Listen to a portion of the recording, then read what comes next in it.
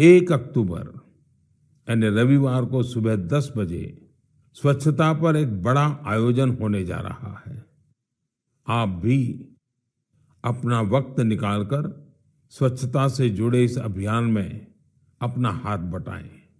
आप अपनी गली, आस पड़ोस, पार्क, नदी, सरोवर या फिर किसी दूसरे सार्वजनिक स्थल पर इस स्वच्छता अभियान से जुड़ सकते हैं। और जहां जहां अमृत सरोवर बने हैं वहां तो स्वच्छता अवश्य करनी है। स्वच्छता की ये कार्यांजलि ही गांधी जी को सच्ची श्रद्धांजलि होगी।